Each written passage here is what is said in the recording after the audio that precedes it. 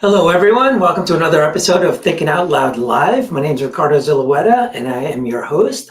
This show was made possible by Start Day One, which is a nonprofit foundation for mental health and suicide prevention.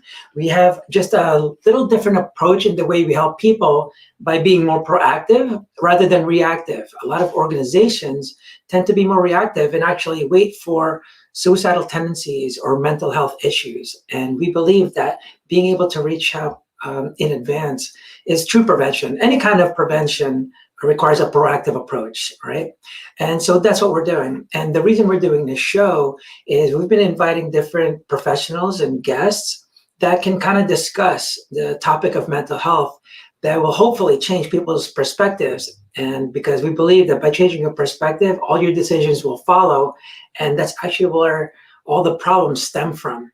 And in today's guest, we actually have Michelle Dixon to discuss how we can heal and make ourselves happy by simply listening to our body and connecting with our intuition. She's actually a trauma specialist and mindfulness coach with a background in bodywork for emotional healing.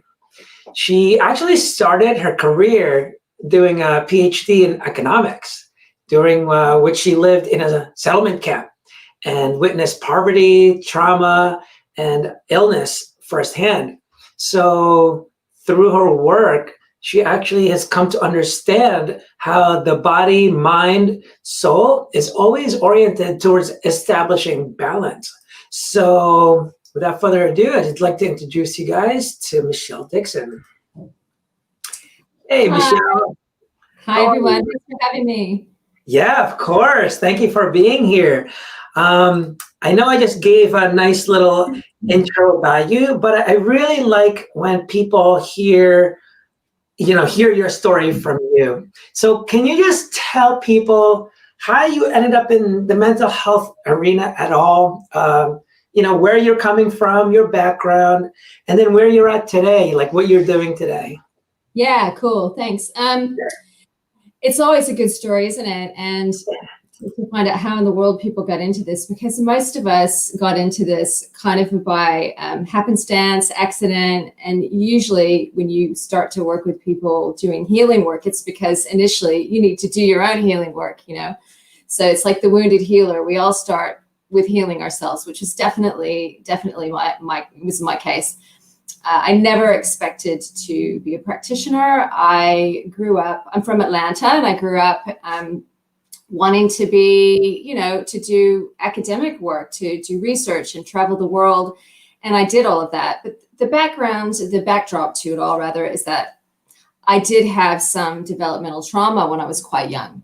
I didn't understand it or recognize it at the time. My dad left when I was quite small, and I had, the classic abandonment issues. Didn't have a male figure around. It led me into a lot of stuff I wouldn't otherwise necessarily have got into at a young age. But I never really connected that to this early kind of wounding. I just went on and lived my life. And the way that it manifested for me is I wanted to be perfect, the straight A student. I wanted approval because in my mind, my dad left when I was 2 because I wasn't good enough, And I really learned from that love is conditional. And I like to share a bit about this, not because, it's the most interesting story. It's quite common, unfortunately. And I work with people who've had, multiple experiences of sexual abuse, all kinds of pretty horrific trauma. My experience is on a scale, but it's important for me to share a bit about it because it's such a great illustration of how the nervous system interprets trauma and abandonment. And in my case, that experience set me up for really believing that love was conditional, believing I wasn't good enough, and then made me, even from a young age, I was always attracted to the boys who weren't really interested in me. They were like hot and cold, take it or leave it. Like, to me, that was normal. And so I've always felt like my role was I've got to be perfect and then they'll want me, sort of thing. But I didn't really, I didn't understand it until I had a breakdown as an adult, which I'll talk about in a moment. But really what happened is, so I was driven by I was driven by a need to be, to be good enough in all areas of my life. And I was always really interested in social justice. And I ended up doing a PhD. So I was married in my 20s, and I went off to Ukraine and Crimea to study a group of people who had massive migration trauma. They were a group of people who were deported during the Second World War to settlement camps, and they were made to be in forced labor camps. And it was really a Holocaust of this ethnic group. Wow. And what I was studying was that they came back to their homeland after the collapse of the Soviet Union and kind of were reestablishing themselves. And they had a movement to be given political rights because they were discriminated against at every level. They were denied entry to university. They weren't given medical care. They weren't even given passports. And the economy had just collapsed. So they lived in abject poverty. They weren't given land to build in their homeland. So they lived in these settlement camps, which is where I lived. But their movement was famous because they were advocating nonviolently. They were peaceful. They were like Gandhi, Mandela. Everyone else was starting a war over their cause, but these people, the Crimean Tatars, had a really peaceful protests. And so I was there studying them. But what happened was, because I was living there for so many months, I interviewed nearly 100 individuals, like really in-depth interviews. What I really felt and noticed, and what really made an impression on me, was the trauma that they'd undergone collectively, like the transgenerational trauma, the kind of trauma where they don't remember in their family history ever feeling safe, ever feeling like they had rights, always feeling discriminated against. And it really left a lasting impression because they did not have access to mental health care, even medical care. They had a high prevalence of blood disease, like leukemias, probably because in Ukraine, the soil was still tainted from the nuclear explosion of Chernobyl, right? Yeah, right. There was just so much. And I was only in my, early mid-20s, and it was like, it really impacted me. So I did my thesis, which was all about the economics of this peaceful nationalist movement and the structure of it. But I came back really quite changed, because until that time, yes, I'd had my own stuff, but I'd kind of really been this, middle class, privileged white woman with the education. And I hadn't seen that level of trauma. And the question that it really left me with was, how do people survive? How can people get past that level of pain when they don't have systems in their society which help make sense of it? And it was really interesting because it left me with this question, but I didn't do anything with it for a long time because I was still living out that life of, I've got to do really well. I've got to have success so that I can be loved, so that I can be accepted, and, all of that, until my marriage ended in my 30s. And then I had a few breakdowns. It was a very traumatic experience for everyone. And I had this huge, I had so much emotional pain, and it was in that space that I started to really realize that I'd not really dealt with this stuff that happened when I was a kid. Because then I found myself in all of these emotionally abusive relationships, which pretty much mirrored the dynamics of my father. Like, I was repeating it. I kept finding myself with people who, they would be hot and cold, they'd be there and then they'd leave, love was conditional, all that stuff. And it was like all my stuff came home to roost. Like, I managed to not deal with it for a long time. And it came home to, it was like, it all happened at once. Yeah. And at that point, I started doing workshops on bodywork, really for my own healing, but it was so profound. So I started out doing de-armoring, which is a deep tissue bodywork that works with points on the physical body that are known to hold emotion. And then through working with those points, you can release it. So I was releasing emotion, memory, without even a story. Sometimes there were little bits of things that would pop up, but I never talked about it. I didn't necessarily make sense of it, but it was, I was starting to release and heal. And so I trained in that modality, and that really began my path, about 10 years ago. And I did a lot of extra trainings after that, and body work and so on. And also hypnotherapy, neurolinguistic programming. I I then became on a mission to understand how can I feel better and be able to have healthy relationships in the life of peace and joy. And what can I do? How can I help other people? So that became then, my journey, which is really discovering, I call it my signature methodology, really discovering what it takes to overcome really deep trauma, basically. Yeah. Oh, yeah. Awesome. Well, that's a story, huh, guys? Yeah, no, but it's cool. I like when people get into it in such a natural way because of their experience and whatever, and just because of what you saw. And the biggest thing that I from the last episode that I did, actually, it was another Michelle. We kind of yeah, oh, you saw it. Yeah, we kind of talked about that, and I'm very interested in how the mind and body is connected, right? And it's getting out there a little bit more and more. And like you were saying, one of the things I always mention all the time that I've read about is Lisa Rankin with Mind Over Medicine. Yeah. And it's just so funny because of how she came about it. She didn't do it like, oh, I think it's this. She's a doctor. She was like scientific method kind of person, but she's like, why can't I diagnose these people? Like there's something wrong with them, but she didn't know what it was. So she started changing the way she asked questions and stuff like that. Instead of asking, like, does this hurt? She started asking, like, what do you think your body needs to heal and this? And she expected like, oh, I'm going to need a little bit of more drugs to, numb pain. But what she got was like, I guess I need to leave my husband, or I need to find a different career because I'm very, very unhappy and things like that. And I'm just like, oh, that's interesting. And then she started figuring out like, whoa, that's a weird answer.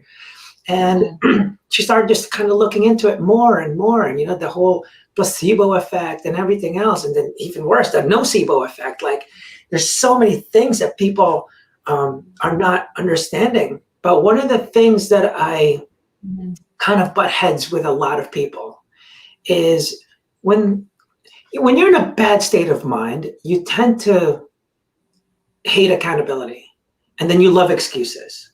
And sometimes they think justification and excuses are the same, right? And they always come up with, and they assume this is for everyone, that everyone is has a chemical imbalance, right? Yeah. And to me, and I'm just like, yeah, but you're under the assumption that chemical imbalance is the cause. The cause, rather than, chicken or egg, right? Exactly, rather than the result. People that get checked when they have depression, well, because they're depressed, your cortisol level is going to be fucking up because your amygdala is going nuts right now. Like, yeah, because you're stressing out about your life.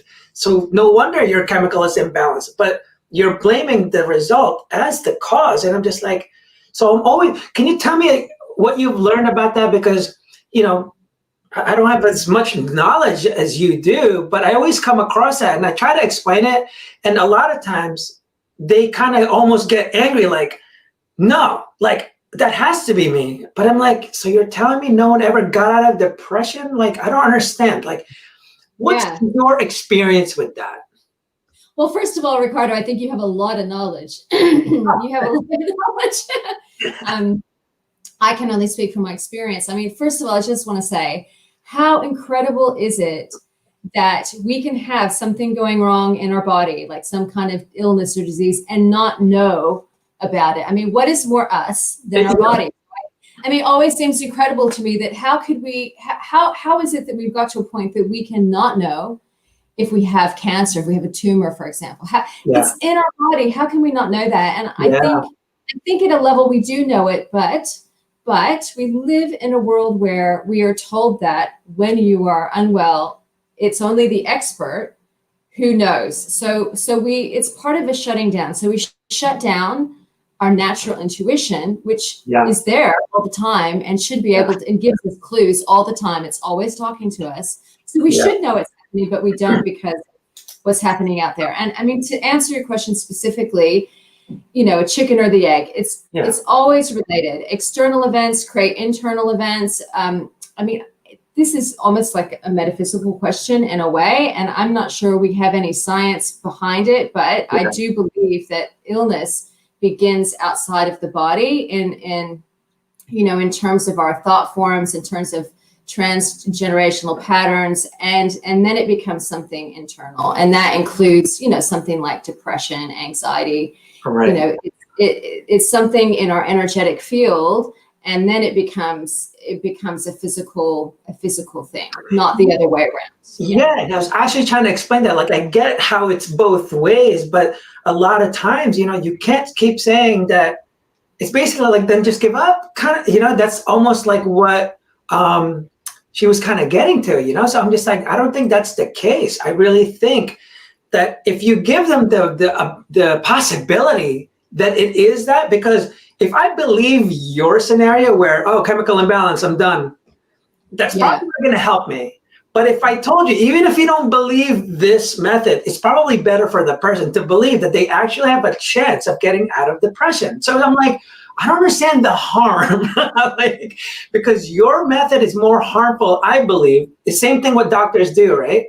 It's like everything is always about the result. It's kind of like you have to figure out the cause, or the result is always going to keep happening.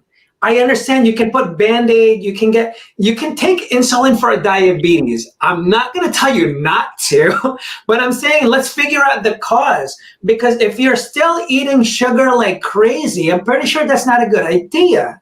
So when someone is doing yoga but still can't forgive your father, you're going to need to do yoga every 5 minutes. If all you did was forgive your dad, that is so much more release. And what I'm saying is, like, then the result would be a little bit less of that cortisol, less stress, less.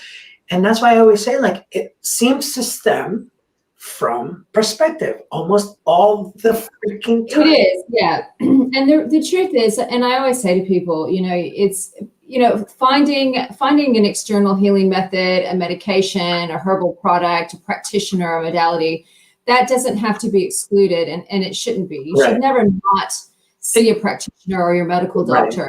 It can be part of the solution, as long as it goes hand in hand with really that really asking yourself what's happening on another level. And I see it all the time, and people who have, you know, physical illnesses, cancer, autoimmune disorders, it almost, to some extent, doesn't matter what treatment model they are using for themselves, as long as they're also doing the inner work. And there are loads of studies which show that even if you do the conventional cancer therapy, like the hardcore radiation and chemotherapy, if at the same time you're doing this deep inquiry work, you're really looking at your emotional life, your emotional patterns, your relationships, your early childhood, all of those, your exposure to chemicals, all of that. As long as you do that at the same time, your outcomes are better. Whether you're using oxygen therapy, vitamin C drips, or chemotherapy, it's so to some extent, and I think we're starting to understand, it's not always specifically about the thing. There's not like a one size fits all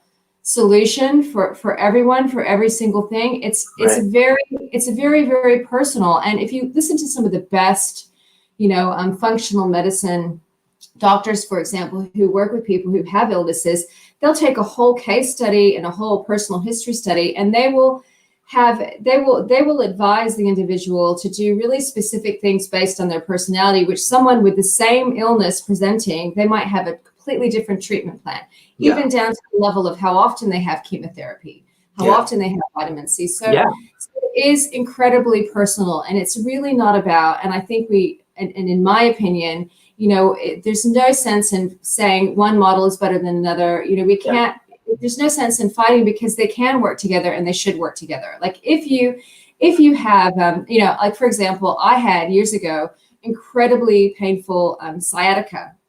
I had my sacrum had come out of alignment, and it had caused inflammation, which became chronic. And for a year, I had such bad shooting pains in my leg that I was losing sensation. Just my whole leg was just about numb, you know, after a year. In the morning, it took me hours to move, right? And I knew from my work, I have to be with the pain, and I have to feel it, and I have to understand if there's a message there for me. How am I living my life that this is happening? What does it reflect about my life? But at the same time, I saw an osteopath, I took a supplement, you know, I did other things. That was part of the process, because obviously we want to work with symptoms. We don't want to be in discomfort, but So I don't see them separate. I see them as part of a whole treatment plan. And I always felt as I did one, I would gain more clarity about the other, even to the point of, as I did an osteopathic treatment, in one slight movement, there might be this kind of thought in my head that went, oh, like maybe this is, oh, like this thing happened and it makes sense now for my leg. That makes sense, you know. They're not separate. They should not be separate. Yeah, and I don't think it's not that I was, I don't see it as separate at all. I think it's just different. Like, I think I was talking more about prevention. Yeah. And you were talking about you already have the diabetes. Like, I'm not going to tell you not to take insulin, but if you take insulin and you're still eating sugar every hour, it's like, well, it's not going to help you. So to me, it's kind of like obesity. Yeah. There's exercise, which is yoga, meditation, all that stuff, exercises, right? But if your diet or your mental intake of negativity is high, it doesn't matter how much you exercise if your diet is really bad. So if you eat McDonald's every day, yeah, but I run 5 miles. Yeah, but you're going to have to run 5 miles every day. If you stop, I'm telling you right now, you're going to get really obese. So that was kind of my point. It's like you have to go, well, what's causing it? What's causing it? Because until you handle the cause, the results will always be the same. And now you have to keep remedying the result over and over. And it's like, if you just lessen the result, it would be so much better. But so I'm curious, like, I know you said something about, I'm learning this. So there's this book, Personality Isn't Permanent. And one of the things that I was just like, wait, what? So he talks about this story where this lady had really bad knees. She had a bad accident like years ago. And came back. And she was at like a convention or something and got introduced as this one dude. He's all about the some kind of like some physical healing, something. And he goes, oh, how long have you had that pain? Oh, I got in an accident like 10 years ago. He's like, you're still feeling pain from 10 years ago? Like, yeah. He's like, you know, give me a call, blah, blah, blah. Anyway, they talk. And then he said, when did this start? He's like, you know, around the time when my husband got retired or unemployed, something like that, right? So anyway, that's when the knee started hurting. And he's like, it's not your knee. And I'm like, what? Like, this is nuts. And he's just like, it's some kind of traumatic whatever, like is really kind of affecting your knees. Because, and then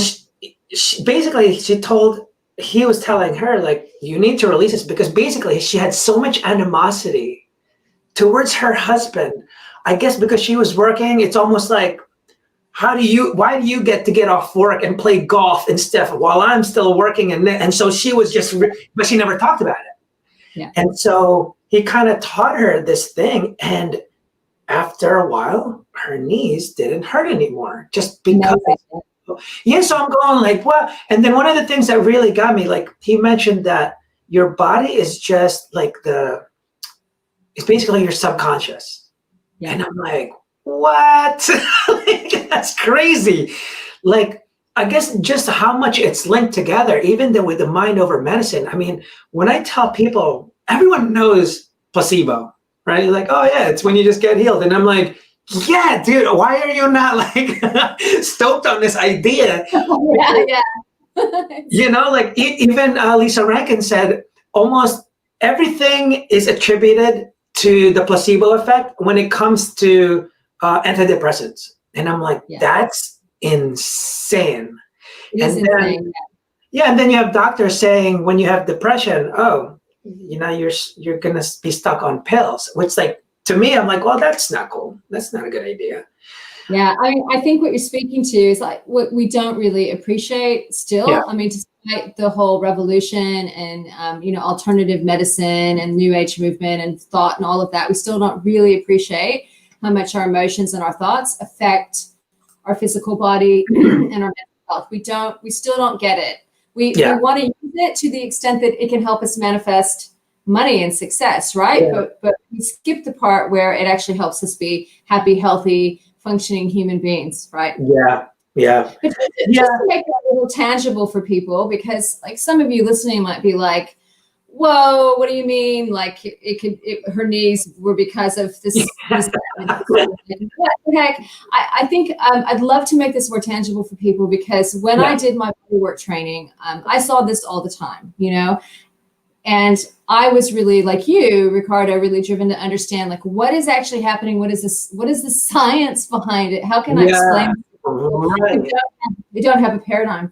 Right. So just to make it tangible, to give you one example, we as bodies, we tend to hold emotion in different parts of our bodies. And there have been studies that show that it doesn't matter your cultural, racial, religious, geographic location. They've done studies from people all over the world. If you are experiencing grief, you experience that in your chest, and there's a tightness and there's a holding. If you're experiencing fear, you hold that in your gut. If you're experiencing, and it goes on and on, right? There are different parts of the body that hold emotion. Now, I knew this from working with people on the table, doing my, geometry body work, that there's certain points that I knew if they had a release there, it related to this emotion, and then we could talk about it, what that had manifested for them and so on. But this is the thing, right? This comes back to the situation with the woman in the knees.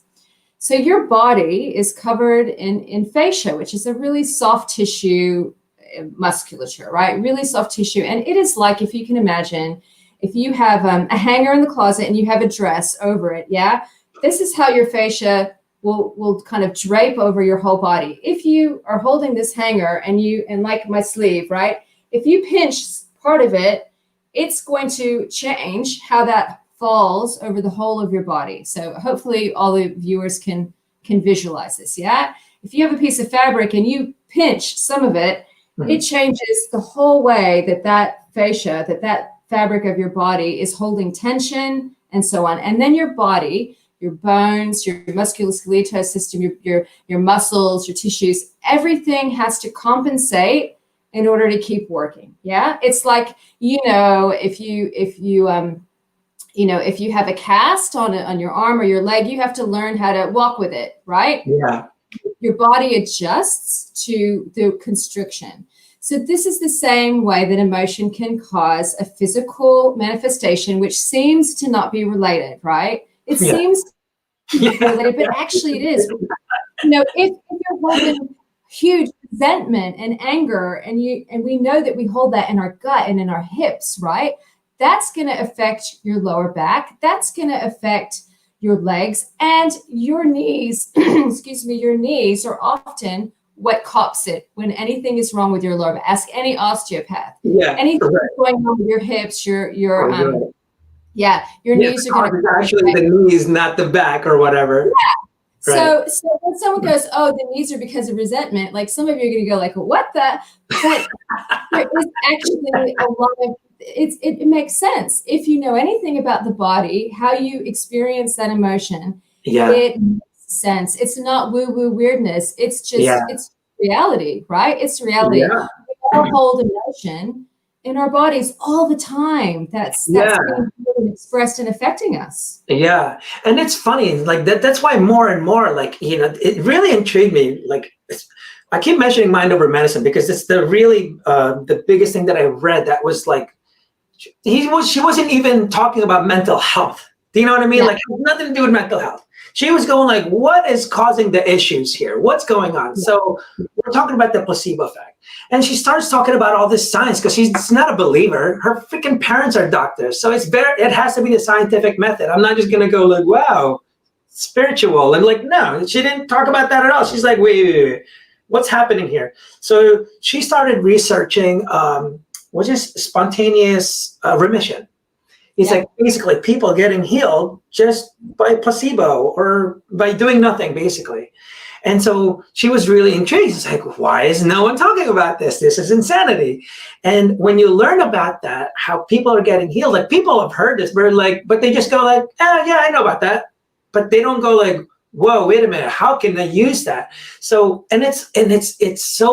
it's common, but no one really pushes it. It's weird. Like, and we're just talking, so to me, like cancer is really bad, right? But when you can actually, just by thought alone, how it affects your physical, then you could probably use it for your mental health chemical imbalance, Yeah. So like one of the things that she learned on there, even to the point of, how people always say like, oh, your dad was suicidal, you will be too, because it's in the genes, or, oh, he's an alcoholic, oh, it's in you too. And she did this study, this doctor was comparing cells, right? And basically it can the stem cells, it can basically take the form of the external, kind of like what you were mentioning, like the external factors. It basically like becomes that. And so your genes can go on and off based on what you kind of, I guess, nurture it, or, what you do. It's not stuck there, basically. And that's what I like. Yeah, it's epigenetics, which is about I couldn't get the word. how we can change our inherited patterns through awareness. Yeah, I mean, it's such an important topic, and just to make it tangible for people, it starts with listening. It starts with listening to what's going on with your body, and really becoming aware of something that you walk around in all the time. Yeah. And it's always communicating to you. It's communicating about your mental health, your physical health, your safety, your safety in your environment, self-preservation. And we just need to learn how to listen, because when we learn how to listen, we can start responding towards our growth rather than towards just living out patterns that we might have inherited from our family, from our environment, from our society. And look, I think that disconnection from our body is one of the biggest evils of modern life. Like we can spend hours a day not connected because we're on our devices, we're, busy with work, we're preoccupied with the need to get by, to, make a living. And what really suffers is our connection to our body. And I really believe that the body is the home of the soul, and that the easiest way to really get in touch with your higher self, your essential self, however you want to perceive it, is really to go into the body and really be present with the body, because your body is communicating through your emotions, through sensation, through pain, through injury, through that gut feeling, and everyone will experience that communication differently. And I'd love to support people to start to really investigate how that happens. But when you start to listen and ask yourself, hang on, like, what's happening here? I'm having this emotional reaction to this situation. What's really happening here with me? Yeah.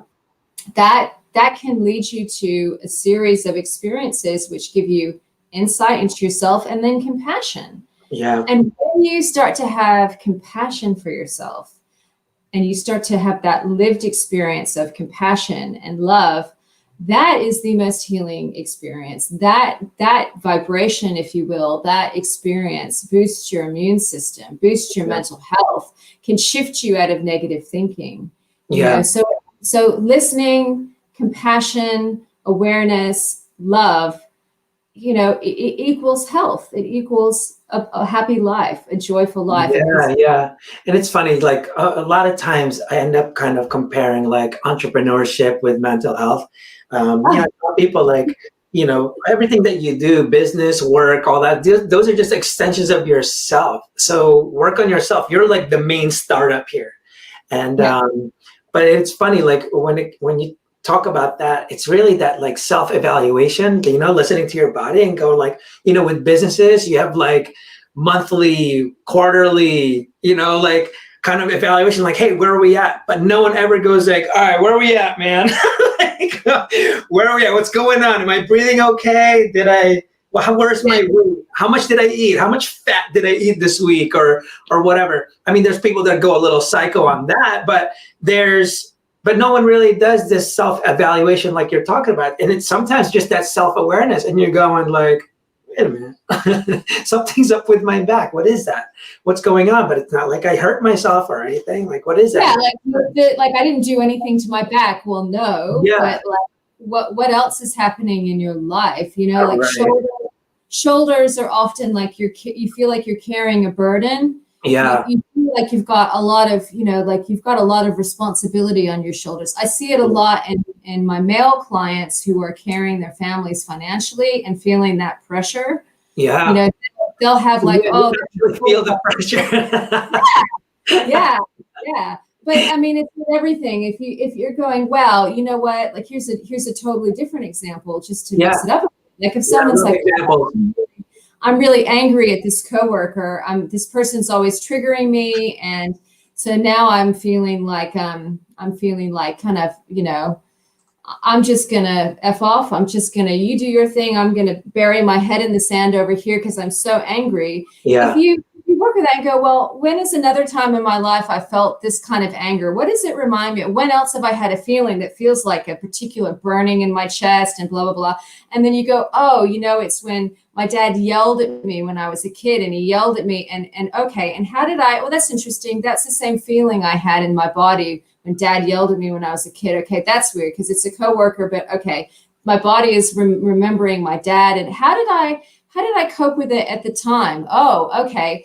I was scared of him, so I hid and I kind of froze. That was my defense mechanism. And then you go, oh, holy crap, that's what I'm doing with this coworker. I'm feeling this anger and I'm freezing, and it's affecting my work life. It's affecting my productivity, my mindset, so this is how your body is communicating to you, hey, you've got to deal with this stuff that you haven't deal with it. Right. Yeah, because otherwise it doesn't just affect your body, and then it might become a health issue. Right now, it's a workplace issue, and you're pissed off at your colleague, but that can become a health issue. Anger, it can become something else. And that's what I refer to, like the back pain and all that. It's like that's just that's the result. You know what I mean? Like that's the result, and you have to figure out what's causing that. When you keep diving in, you got to take care of that. You're gonna need a masseuse every day. You know what I mean? Yeah, this is the reality. If you take care of your business at the emotion level, then it's not going to become a physical thing. By the time you have physical pain, your body has been trying so hard to get your attention. Yeah. You haven't been listening. Now it's shouting. Shouting at you. That's true. Yeah, and it's funny. Like I was reading this that book again, Personality is Permanent. He was talking about trauma, and he says that people that are I guess just a healthy mindset have a more flexible. I guess that the whole neuroplasticity thing, right? Yeah. And you're just more flexible that way. And when you hit trauma, you become more fixated. And what I've learned from that, just from my experience and stuff, I've seen like we're always constantly evolving, right? Yeah. And the future you is not going to be the same you today, and the past you is not the same you today. Like at least it shouldn't be. It shouldn't be. You should be constantly growing, right? And when you hit trauma, to me, what I've learned is like, based on what he's saying, it's like, I feel like we're evolving. And then when someone hits trauma, they're actually forcing themselves not to evolve because they want to be that same person before the trauma.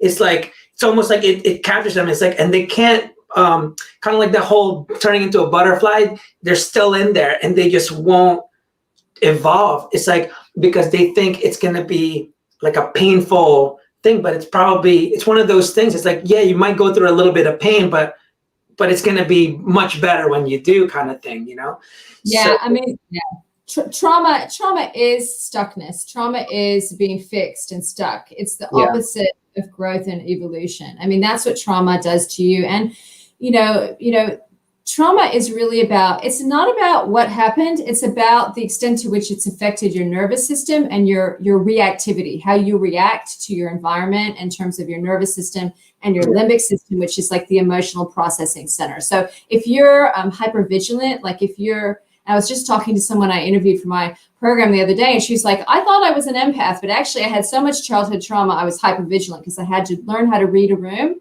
so that I could protect myself from that's what I learned as a child. So if you're finding you're walking through your world, you're hypervigilant, you're always looking for danger, you can read everyone's emotion, self-protection. If you're having flashbacks, if you're you're extremely emotionally very sensitive, insomnia, you're freezing whenever you feel nervous, you're not able to take action in your life. There are lots of symptoms. It's probably because of trauma rather than just, bad luck, something went wrong. Right. And the trauma, it actually changes you. We know that it changes the brain. It changes you biochemically. It changes like how much cortisol you produce, which is a stress hormone. You can deplete it because you're producing it all the time, which you can, as a woman, can devastate your hormones and affect you at that level. It changes your nervous system. It changes your amygdala. It changes parts of your brain. Like it can permanently change you. So it can give you a feeling of being stuck. And there are ways to heal, of course, but as you say, it is painful because you can not want to go in there because you're afraid of having to relive it. And at this point, I would say, this is a little off topic, but just beware of starting trauma healing with a narrative history with like, this is what happened when I was 3, because talking about it can sometimes re-traumatize you. And there are other ways of getting your brain back online, getting your body back online, and going into that growth mindset. Yeah. He mentioned something like, never try to do that unless you're in a good place. That's what he was saying. He's like, don't do that when you're still bad, because all it's going to do is bring you down even further. But that was definitely interesting that he was saying that. And it's I guess when you just, after reading the book, what I started seeing was like, when people get into these really depressive states, it's not necessarily what they see from the past, at least from what I've seen. It's what they can't see in the future anymore because of the past. And so they get really like, they can't, it's almost like, I think Anthony Robbins kind of talked about it. It's like, they can't seem to change their blueprint. So you lose someone you love or whatever, and all you visualize was this life with, white picket fence, this, that, and all of a sudden it's gone. And now you have to change everything that you have to do. So even though it's in the past, because when I tell people like PTSD and stuff like that, I'm like, no one's doing anything to you anymore. You're doing that now. Like no one is. You're kicking your own ass. Like no one's doing it. So it's like you have to know that first because when you're in a bad state of mind, it's everyone that I do it when I'm in a bad place. It's not my fault. It's everyone's fault. What do you mean? You just tend to look for those excuses. So it's like, I'm not saying that you're a bad person for doing it. I just want you to be aware, like, you can't keep blaming. You have to be more accountable for things, or else if you don't think you can do anything about it, then you're never going to fix it, like ever. Yeah, I mean, it's super difficult. I mean, I agree with you, but I also know that it's super difficult when you're in that place to see reason or to believe in potential. Like it's just impossible. It's like telling someone who's just lost an arm, pretend that you have an arm. It's like, right. I don't have an arm, Right. So it is difficult. But the thing about depression, I mean, there's so many different ways to interpret it, treat it. But it basically, it's an inability to move from where you're at and a hopelessness that goes with it. Like I'm not moving, and I also don't want to move. And, it's really, really important when you're in that state to find someone to talk to, because when you start to share, that's when you can unlock the next step. And this is where this body felt intuition is the right thing, because my experience really has shown me that there is never one right way. It's just not true. Yeah. I mean, people who say, this is the right way, you should definitely do this therapy because it worked for them or someone they know, but someone else has a different experience. Like, for example, I just, I think I might've mentioned this when I spoke to you one time before, but someone I know, a former client said to me, I had this colleague I was super worried about. He was suicidal and depressed, and I was trying to talk to him and help him, and it was like really like touch and go. Like I was watching him all the time. Not a good idea, And then he decided that he needed to repaint his whole house. So he took like a month and repainted, and he came to me and he was like, I feel amazing. Like I just feel great. Like it was gone, right? And so what I want to say about that is depression is stuckness in time. It's not moving. It's hopelessness. The first thing you do is start moving. Even if you feel like it, do something different. Embrace a new hobby. Yes, I'm not saying not see a therapist. See a therapist. Start talking about that. You need to paint your house. Start dancing. There's an amazing little clip that came up on Facebook not long ago about this Chinese man who was in a terrible accident and he had PTSD, and like the people in my settlement camp, no recourse to therapies or information or any of that. And he started to dance, and he started to learn to dance with his wife. And it was through all of the dancing that he suddenly started to feel better. So if depression is stuckness, movement and change is the thing that can start to push you into a better space. Yeah, that makes sense. Yeah, it's definitely like it's kind of like with exercise, right? When you're depressed, you kind of eat more and you don't do exercise, but when you exercise, you actually get less depressed. So it's like you just have to stop it and go the other way, like in some way, shape, or form, right? Endorphins. I mean, any mood state can become a habit.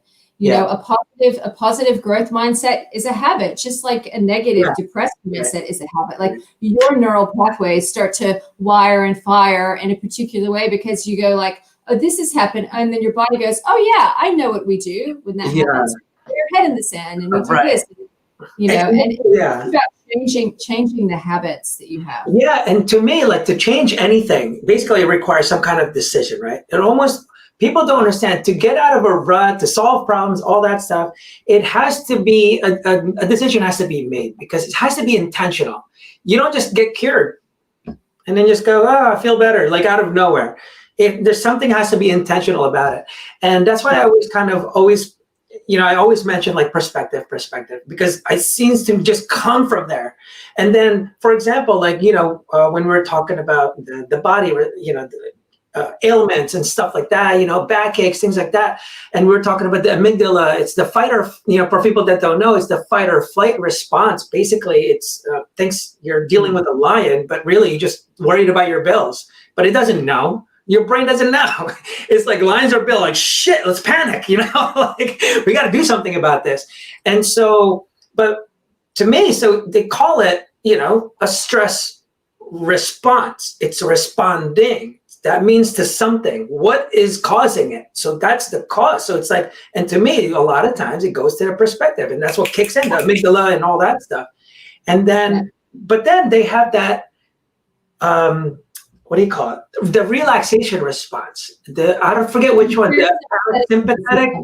Parasympathetic, yeah. Okay, yeah, the parasympathetic nerves, where she mentioned the only way that you can actually heal from the results of the stress response is when you're in relaxation response. And that's the only time. And that's why meditation's awesome.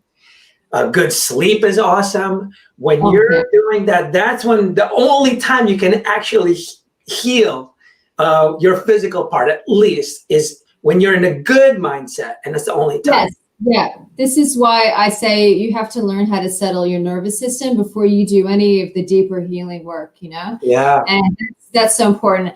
I will just be a little bit cautionary about meditation if you've had really acute trauma, and like, for example, you're in PTSD. Yeah. Sometimes meditation isn't a good first step, because if you're sitting alone in your mind and you haven't actually ever really sat with your thoughts or feelings before,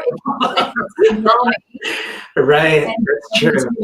So make sure, if anyone's listening, if you're going to start meditation, you look for trauma-aware meditation, trauma-aware mindfulness, because those programs, products, etc., will be aware of how things can go wrong.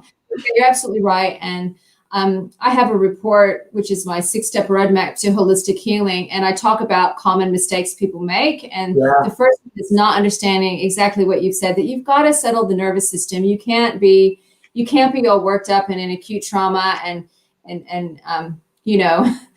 expect to get anything out of it. But just for those who are listening, who are thinking, okay, well, I'm in a really bad place and I'm hearing what they're saying, but I just don't even know what to do. I don't even know how to get started. I don't feel like I want to. I know I should, but I don't want to. What do I do? And I just want to say to those people, have the intention, first of all, the awareness that you don't want to, and be compassionate with yourself about that. As in, like, say to yourself, oh, I'm noticing that I'm so depressed. I don't even want to get out of bed. This really sucks. I want to get moving. I want to make a decision, but I can't.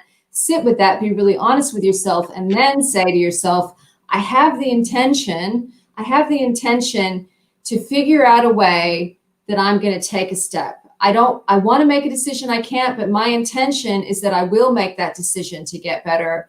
Right. And you can at that point say, please help me. And if you're religious, you can draw on that resource, or spiritual. If you're not, you can just be confident that your body is always wanting to be in balance. It's always wanting to come back into balance. And you can trust that at some point your system is going to be like, enough.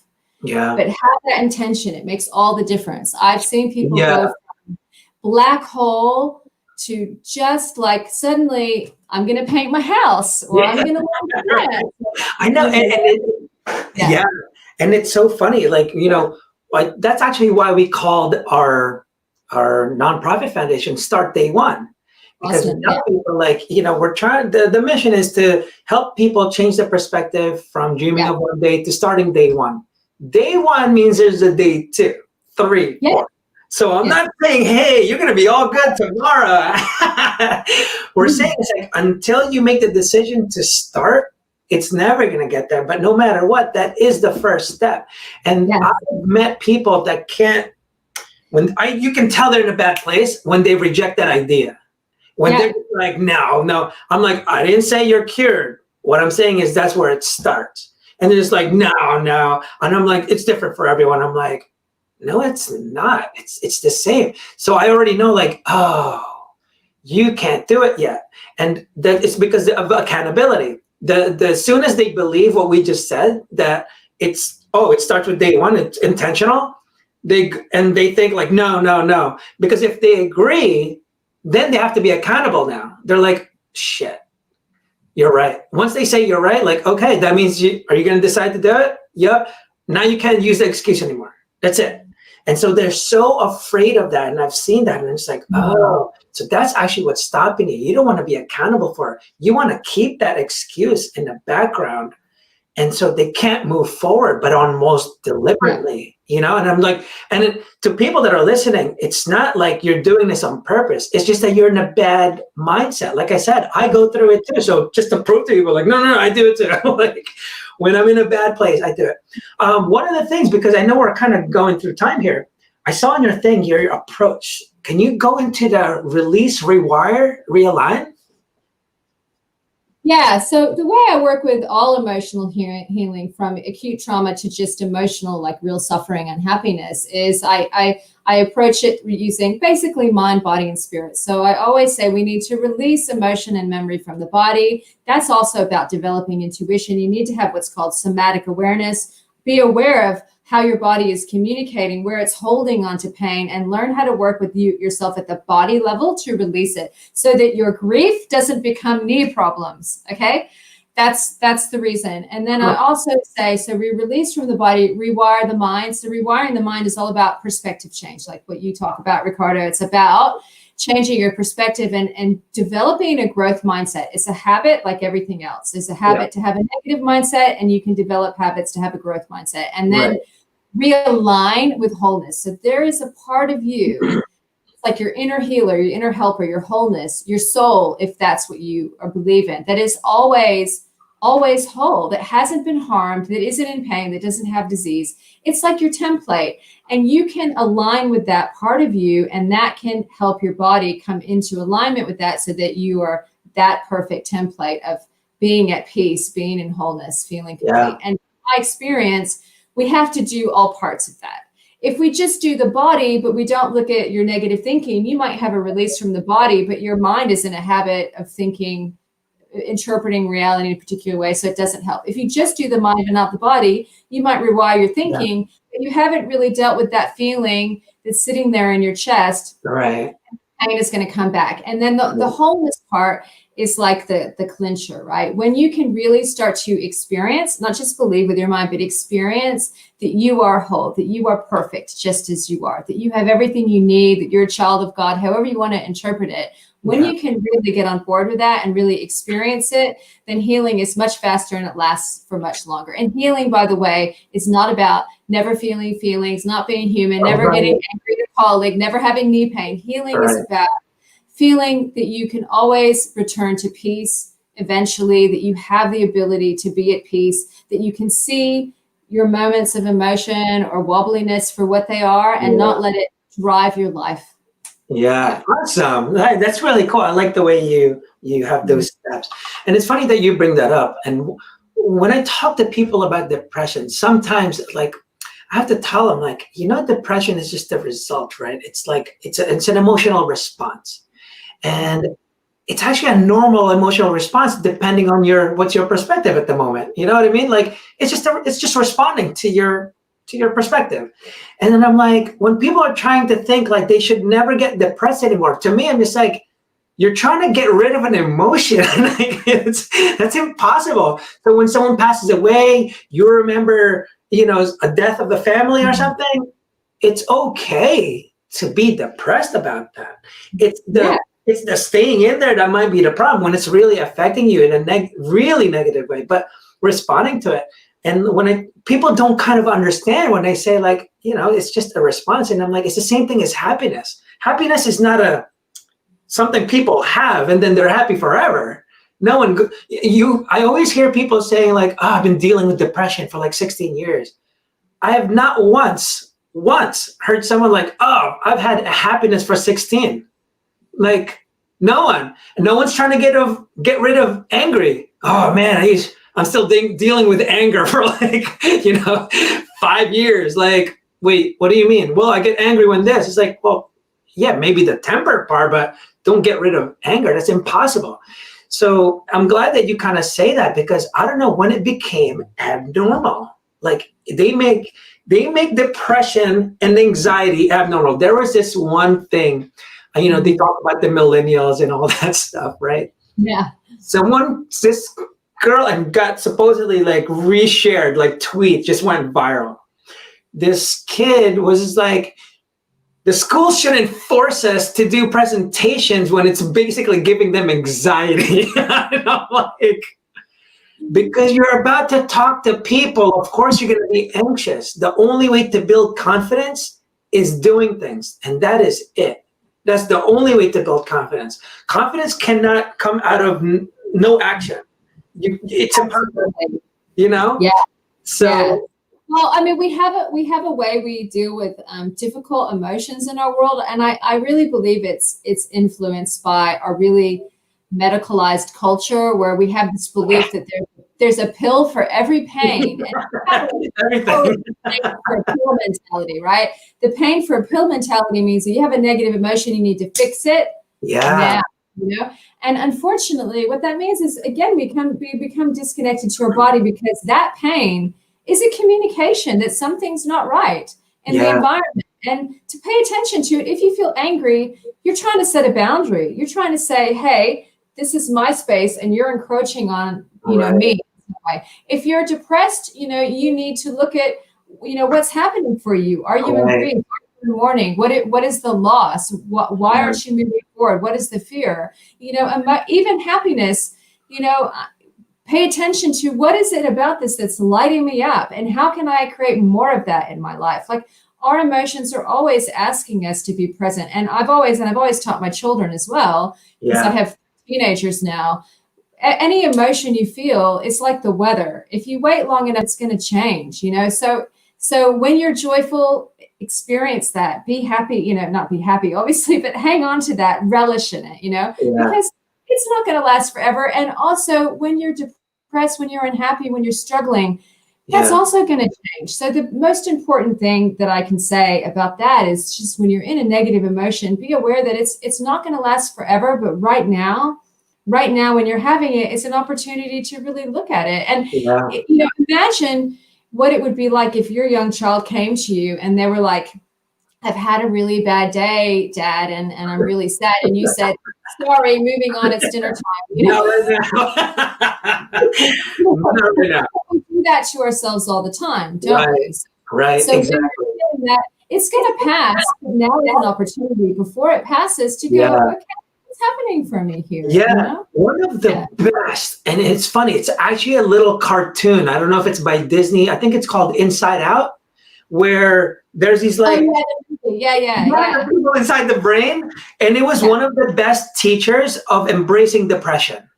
where that little girl was just like, and they kept pushing her out like, no, you can't fix this. You can't fix this. Depression, go over there, go over there. And she's like, okay, I'm just gonna, and then it really taught how you need to embrace the pain for you to enjoy the pleasure. Like, it's impossible. You can try to be like, hey, be happy and this and that, until you embrace it. It's just like, it's just never going to go away. And that,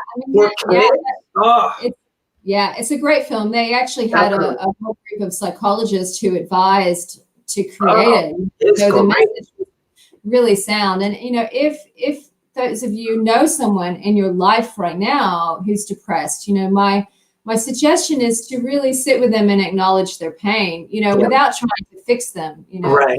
I'm not trying to offer solutions, but to say, tell me about how you're feeling, and to really, validate for them, well, that really sucks for you. And that's so hard. And I'm sorry. And if you notice, okay, this has been going on for 3 months now, one thing you could do is to say to them, like, okay, validate, I see that you're upset and this sucks, but how would you like to be feeling? How would you like your life? Because something that can help shift and create that movement is actually, if this person isn't going to take up a new hobby, take up a new sport, do something, that movement piece, is to think about a vision that they would like for their life, even if they feel like that's impossible. Like, what do you actually want? You obviously aren't happy here. What do you see that could happen that really what do you want to happen in your life? What would make you happy? They might be like, oh, nothing's going to make me happy. Right.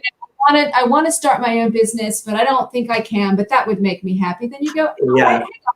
Tell me about this business you would like to start. Like, what does it look like? And try to get them thinking about that vision, because again, it's all about movement, right? Yeah, I totally agree. And that's one of the things that dives a lot into personalities and permanent, is that, like I mentioned before, it's not necessarily about the past, it's what you can't see in the future. And if you can't see the future, then you're never going to go towards something. It's almost, your purpose is gone, everything's gone. It's like, you have to build that, like you said, that vision. If you can't envision that, and if you don't have a thing, and that's where kind of, again, it goes back to the entrepreneurship. No one has a startup and goes like, oh, this is going to fail. Like, it's totally going to fail. Like, you're not going to do it. If you keep saying like, oh, it's totally going to fail. Like, the startup, my idea sucks. Like, that's not the idea. When you have a startup and you really want to succeed, what you do is like, well, they see it in a different level. Their startup is going to be huge, and it's going to help people. And one of the things that I try to put into the mental health game is like, dude, everything just like a startup, is an assumption. Everything you know, until you get feedback or data. Like, you're a loser. Why do you think that? Like, you just thought that? Oh, she's never going to talk to me. Did she say no? Or you're just saying that? Like, so it's like, it's funny, like, you really have to see this future version of yourself. And that's actually what I, to entrepreneurs, I'm doing a presentation next week. Basically, for entrepreneurs that think they don't have a boss, your boss should actually be your future self. Yes, that's brilliant. I love it. Yeah, because everything, and that doesn't mean work hard because he's successful. Like, no, you want the happy version of that. I'm assuming that's what you pictured. That person is going to tell you, like, dude, smell the freaking flowers. Go outside, enjoy the weather, take time with your family. That's the type of person that would do that. So, and it's funny, like, before I read this book, I was telling my wife, and I'm just like, you know how you had the quantum physics, everything that can happen, does happen. And I said, well, so there's a version of me that killed it. Like, completely. Yeah. I love that stuff. I'm fascinated by, even like, back in the 60s, it was being about by, I don't know if you've ever heard of the Seth Speaks series by Jane Roberts. She channeled this entity, and this was all of these books, like they're like 50 of them. All of these channeled books from this higher self became the foundation of a lot of how we practice neuro-linguistic programming. And they talk about alternate realities, alternate universes, where every choice you make spins out to a different universe. And like, for me, whether or not you believe it, it's a great mind game, because if you think, wow, this choice could result in this amazing success, I want to choose this one over the choice that could result in that, right? great mind experiment, and it's used a lot in neurolinguistic programming and other modalities to get you to really think about, you know, if there is a crossroads, which direction do I? And it's enormously helpful. Yeah, and that's exactly what I did. I'm just like, well, there's a homeless version of me, and there's the one that succeeded, and I'm like, why not this one? Like, why not this one? So to me, I'm like, what did that guy do to get there then? Because there's a version of me that made it. So what did he do then? Like, all right, let me try that. Like, let's see what I can do. He's definitely not sleeping on a couch every day, you know? So it's like, all right, I'll get up. But again, it always comes back. Like, I want the happy version. I don't want the rich version that's freaking miserable and by himself. Like, no. You know, I don't want to be successful, you know? I want to be happy, you know? And just at the level of science, you know, we know there's this confirmation bias. If you really believe that the world is full of amazing opportunities, you're going to see those opportunities, right? It's just how our brain works. We filter our reality based on our beliefs. You know, that's what we say, perspective. So if you align with that future self in this alternate universe who's just killing it, successful, happy, all of that, right? And you start to align with it and believe that that's possible, you're going to start to see the world differently. Oh, you know, definitely. Definitely. Yeah. So, and if anyone is feeling really stuck, really unhappy, you know, a great thought experiment is to even in your, you know, even if you're curled up in a ball in bed, think about, well, what is the version of me that would be ideal? And just start to like play around with it, journal it. Yeah. Think about it. Yeah. Right. Yeah. Thank you so much. Yeah, that definitely makes freaking sense. And it's just funny, just the shift in perspective alone, because it's hard to make decisions when your perspective is this way. All your decisions follow that perspective. And then when your perspective, and what people don't understand, like, just because you have this perspective, this trauma, what trauma does, it shifts perspective. Like, all of a sudden, I deal with this shit with startups, okay? Like, I have my own startup. There's gonna be like, oh, I'm gonna rule the world, to like, oh my God, I'm not gonna make it because of, you know, just mindset or whatever. My perspective just keeps going back and forth, but it's just same situation, but just my perspective just keeps going back and forth like this. And there's a huge, you know, and I always tell people when they talk about perspective is like when I'm snowboarding, you know, I wasn't able to go through the woods or the glades. They're like 10 feet apart and I'm going 1, 2, 3, tree. And I'm like, son of a, and then I try it again and I'm just like 1, 2, 3, tree, boom. And I'm like, what the, and then my friend, you know, sprays me and he's just like, yo, you all right? I'm like, fuck, how do you do this? And you know, he's been snowboarding for like 15 years in Oregon, this guy Joe Lewis, right? And I go, how do you do this? Because they're just jumping, going fast like nothing. And I'm going, this is insane. So I thought, hey, they're experts though. And he just said, dude, stop looking at the trees. Look at the path in the trees. And I'm just like, no, like that can't be it. That cannot be it. And he just leaves, you know. I've got nothing to lose. Like, I've been hitting every freaking tree on the way down. So I'm just like, all right, let me give it a try. I get up. I'm like, okay, let's go. Stop looking at the trees. Between the trees. Got it. 1, 2, 3, 4, 5, 6, 7, 8, 9, 10. And I purposely stopped and I was like, what the hell? What was that? And that's the best way I can explain to people the power of perspective. Like, that's perfect. And you know what I tell them? I go, did the winds change? Did the trees move? Did I get better in 0.5 seconds? Nothing changed. The situation remains the same, but my only thing that I shifted was perspective. And what you were saying before, when you have that perspective of the path, you don't have to try and avoid the tree. You automatically, like, you know, when you're looking for a relationship, let's say you had a bad one, stop trying to avoid this type and this type and this type because boom, third tree. Yeah, this guy's an asshole too, you know? Like, yeah, so it's like that. But I know you're doing a free seminar or something like that. Can you tell us more about that? Yeah, I'm running a free emotional detox online retreat in December. So it's a free. It's basically it's for all of December because, you know, I work a lot with trauma, serious emotional suffering, and the holidays can be really challenging. when you're in that space, you're in grief, you have childhood trauma, it can trigger all kinds of like unhappy things. You know, I like to say, you know, the holidays can bring up more stuff than Santa has on his sleigh. You know, like it's not all good stuff. So I wanted to create. I wanted to create something to really support people, and it has a little mini course with it that just guides you through how to detox yourself emotionally, working with the body, get those negative emotions out, how to create strong boundaries and around toxic people, how to work with mindfulness for triggers, so you're not so triggered by Auntie so and so who drives you crazy every Christmas. You know? And then how to I know it's important. And then it's true. And then how to create new traditions that are going to light you up, because maybe the other traditions, and it's not about what you celebrate, it's not about your religious holiday, it's about that end of year is a time when families come together.